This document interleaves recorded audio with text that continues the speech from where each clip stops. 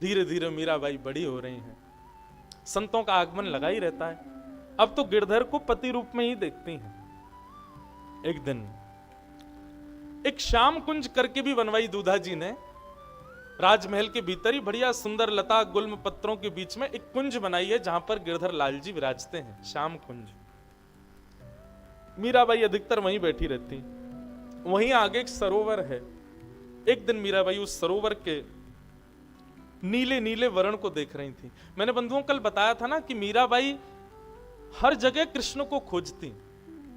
जैसे कि संतों ने आके बताया, बोले मीरा दोपहर में राजभोग धराने के बाद फिर ठाकुर जी के थोड़ी देर के लिए कपाट बंद किया करो। मीराबाई बोली क्यों?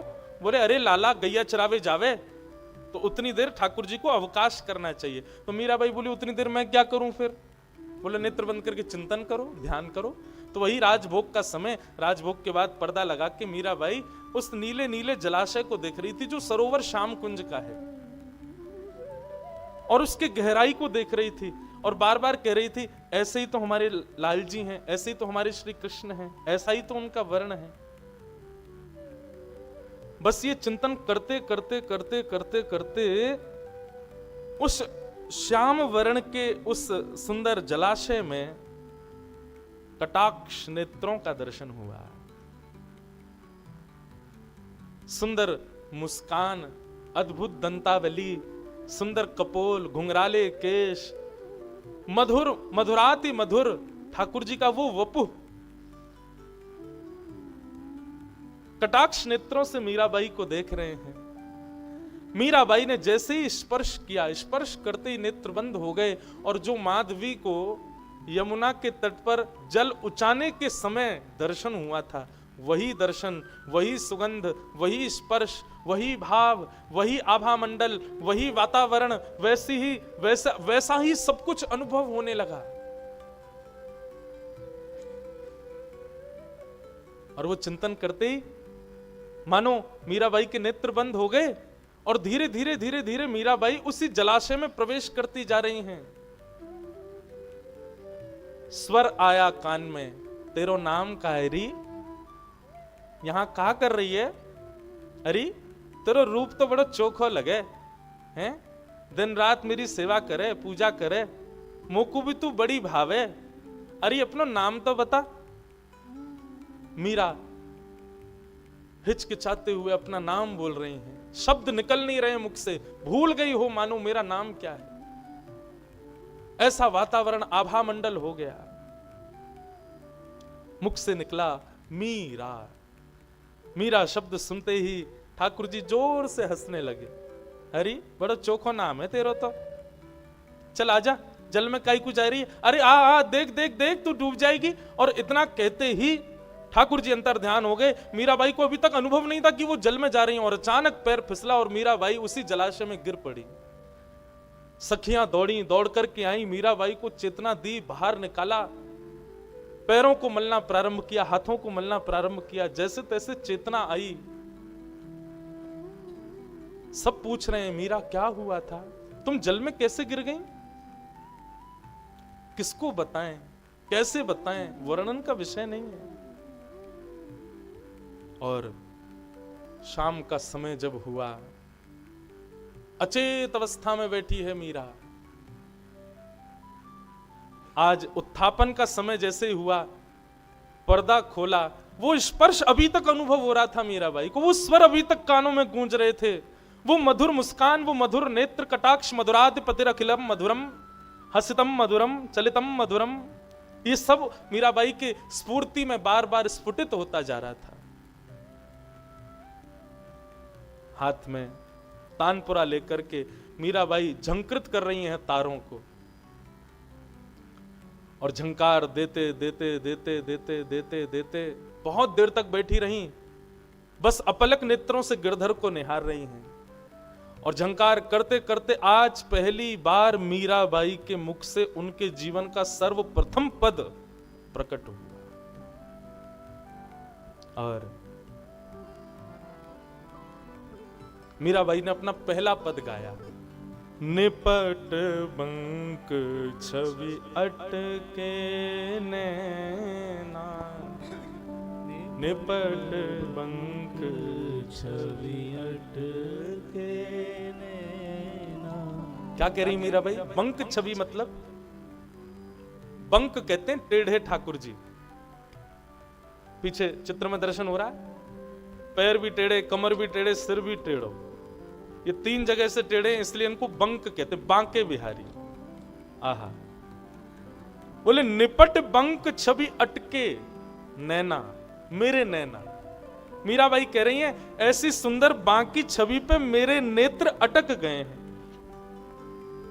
देखत रूप मदन मोहन को, देखत रूप गाओ मदन मोहन को, पियत पियूख ना भटके नैना, पियत पियूख ना भटके नैना, निपट बंक छवि अटके नैना, निपट बंक छवि अटके नैना।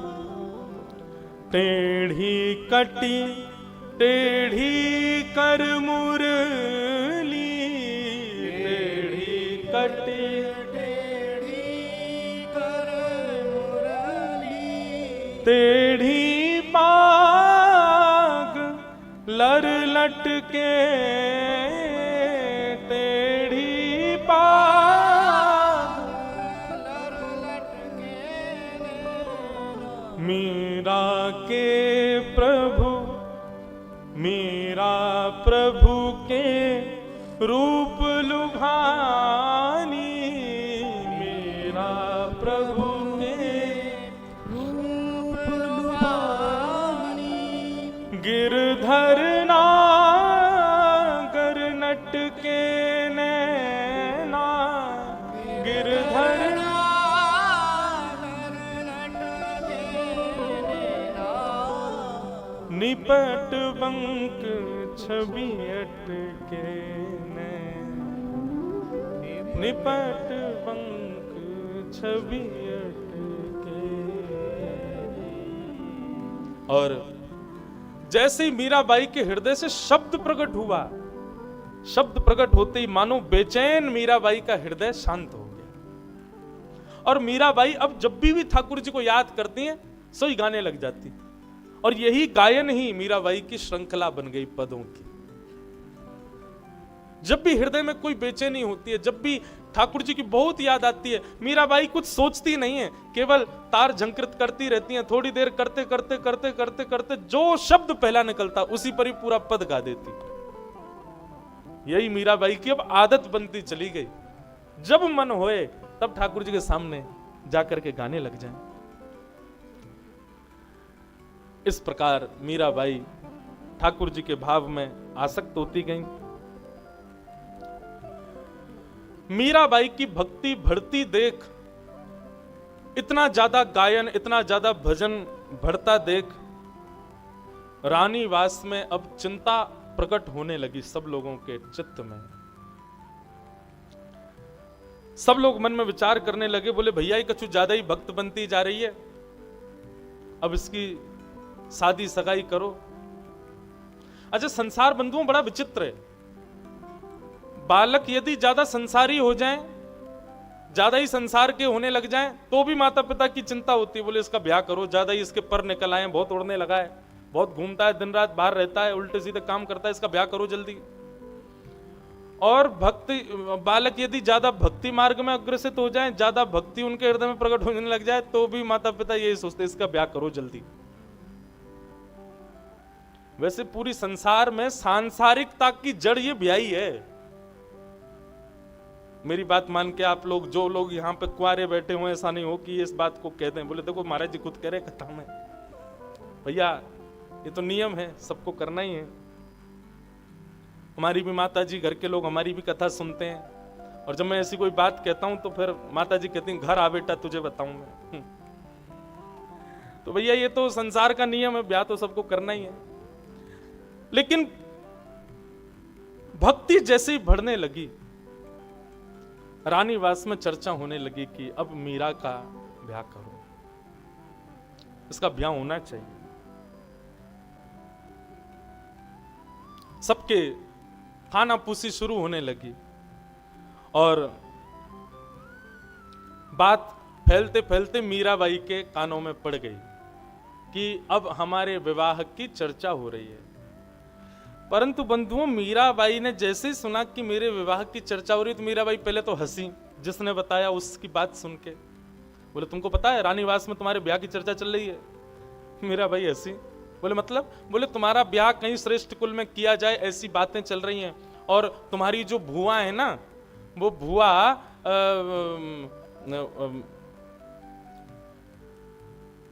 मेवाड़ के वहां ब्याई हैं, तो उन्होंने प्रस्ताव दिया है कि उनका जो भतीजा है राजा भोजराज, उससे तुम्हारा विवाह हो, ऐसा प्रस्ताव, ऐसी बातें चल रही थी।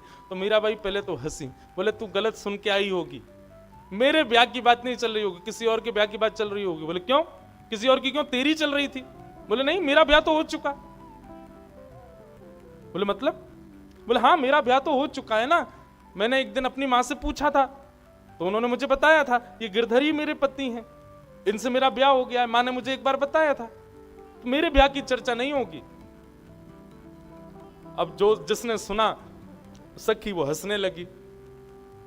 बोले ये कोई गिरधर किसी के पति थोड़े ही होते हैं, ये तो भगवान है, ये किसी के पति थोड़े ही हैं।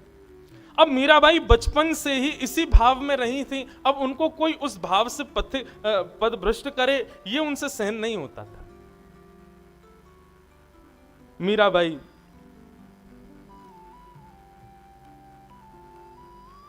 गुस्सा क्रोध में भर करके रानीवास में नहीं गई, सीधे दूधा जी के पास गई, और दूधा जी के पास में जाकर के गुस्सा, नेत्र लाल पड़ रहे हैं और उदास होकर के मीराबाई खड़ी हैं।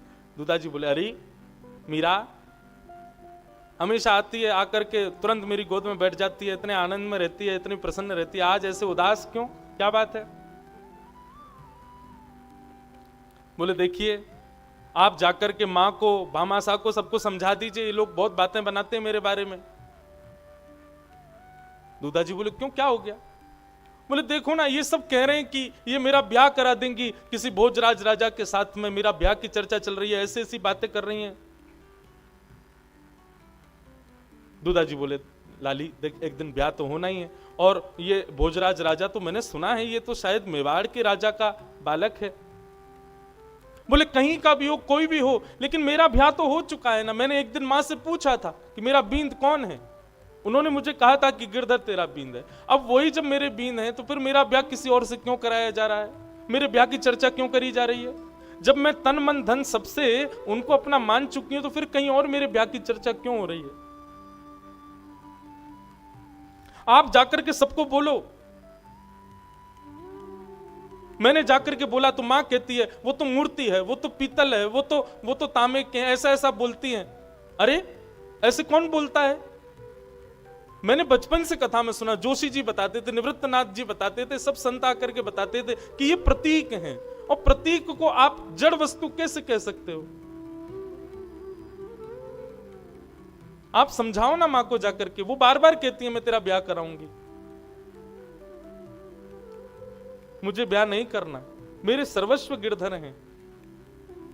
रोती हुई मीरा को देख करके, और उसके हृदय में जो संतों ने बीज बोए हैं, भाव बोए हैं, उन सबको सुन करके दूधा जी भी नेत्रों में सजल हो गए और मीरा को अपनी छाती से लगा लिया। रोती हुई मीरा को हृदय से लगा करके दूधा जी बोले, मैं तुझे वचन देता हूं, जब तक मेरे तन में प्राण है तब तक तेरा विवाह नहीं होगा। लेकिन मीरा, यदि मेरी अनुपस्थिति में ये सब लोग तेरा ब्याह करा दें, तो तू चिंतित मत होना, तू परेशान मत होना बेटा, लेकिन मैं जब तक जीवित हूं तब तक तेरा ब्याह नहीं होगा। मीराबाई दूधा जी से लिपट करके खूब रोई, तेरा ब्याह नहीं होगा।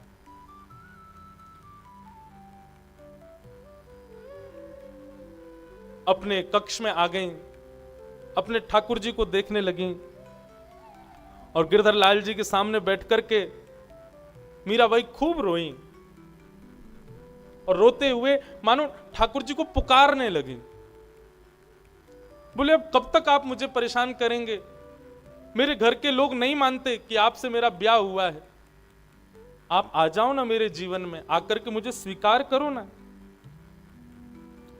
खूब रोए। तब मीराबाई की कुछ सखियों ने आकर के उनको सहचरियों ने आके समझाया। बोले आप ऐसे रोइए मत, रुदन मत करिए, इनको समझाइए, ये कृपालु हैं, ये कृपानाथ हैं, सबकी सुनते हैं, ये भक्तवत्सल हैं। मीराबाई बोली लेकिन मैं भक्त नहीं हूं, मैं इनकी बींदड़ी हूं, मैं भक्त नहीं हूं, मेरे अंदर वो भाव नहीं जो भक्तों के होते हैं, मैं इनको अपना पति मानती हूं, ये मेरे सर्वस्व हैं। मैंने तो सुना था कथा में जोशी जी बताते थे इनकी 16,108 पत्नियां हैं। अपनी सखियों से कहकर कर रोती हैं कि 16,108 ब्याह तो 5,000 साल पहले किए थे, और भी ना जाने इनके कितने प्रिय होंगे, कितने भक्त होंगे, मैं इनको कहां दिखाई देती होंगी, मेरा भाव इन तक पहुंच भी पाता होगा कि नहीं। मीराबाई गाती हैं, सखी मारो कानुडो कले जारी कोर, सखी मारो कानुडो कले जारी कोर, सखी मारो कानुडो कले जारू कोर, सखी मारो कानुडो कले जारी कोर। मोर मुकुट पीतांबर सोहे, मोर पीतांबर सोहे, कुंडल की झकझोर, कुंडल की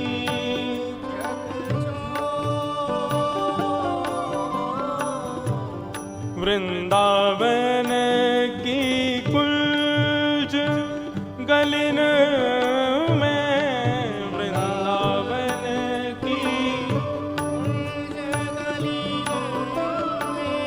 नाचत नंद किशोर,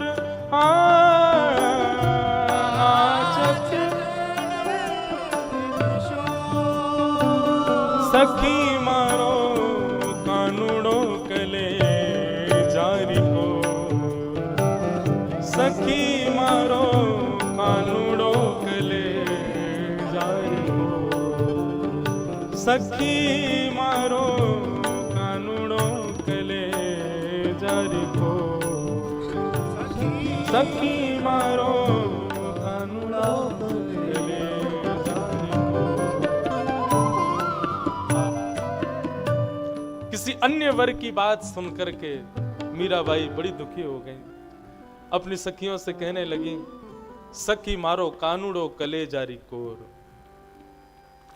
मोर मुकुट पीतांबर सोहे, कुंडल की झकझोर, वृंदावन की कुंज गलिन में नाचत नंद किशोर, मीरा के प्रभु गिरधर नागर, चरण कमल चित चोर, सखी मारो कानुडो कले जारी कोर। मीराबाई रोती हैं, परंतु उनकी सब दास दासियां उनको समझाती हैं कि आप इस प्रकार चिंतित मत हो, ठाकुर जी आपकी बात सुनेंगे।